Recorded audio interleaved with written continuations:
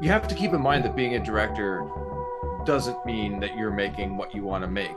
More often than not, as a director, you're an employee working for the producer, and you're doing what they want in your style as they see fit. I think over time, he became cynical because he was being forced to make bigger movies with a larger budget, but not a budget large enough to make the movie that people wanted him to make, because he did so well with lower budgets, with like Escape from New York. I think if you want a John Carpenter film to be successful, give him the minimal amount of money that he needs to tell the story that he wants, that he's happy with, and give it a wider release.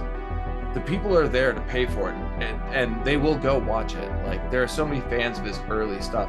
It's as his budgets expanded, as the expectations grew to be blockbusters, to be crazy action films. He's not an action director. He's a drama, he's a horror director. So when you're expecting multi-million-dollar box office results from somebody who's not specialized in doing what you're expecting them to draw, what do you think is going to happen? Just let him do what he's good at, give it a wider release. In the end, it's going to be cheaper, and you're going to see a bigger profit off of it. I think that he also sort of became disillusioned by the fact that, you know, he's very creative. He has a good understanding of how to like put a person on screen, and is responsible for several people becoming really famous in their careers. But he also was met with people having been so impacted by his own movies that people started making John Carpenter movies that were better than John Carpenter movies that he could make. And like he would see movies that reminded him so much of his own movies that he was like, I think that there is a younger generation now that are making the same things that I would like to make, but they're making it better. One of those people.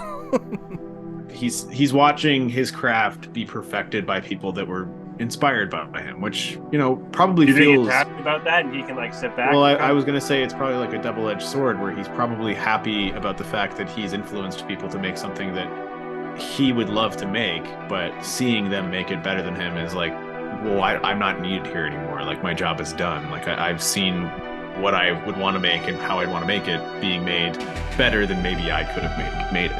That's and an amazing point I never considered.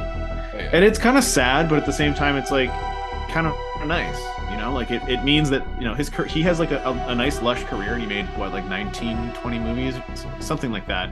And each and every one of them has clearly inspired somebody, because you can almost pinpoint a singular moment in any one of his movies that has been either homaged or completely ripped off or like redone in a loving way. And like, that's pretty fucking cool.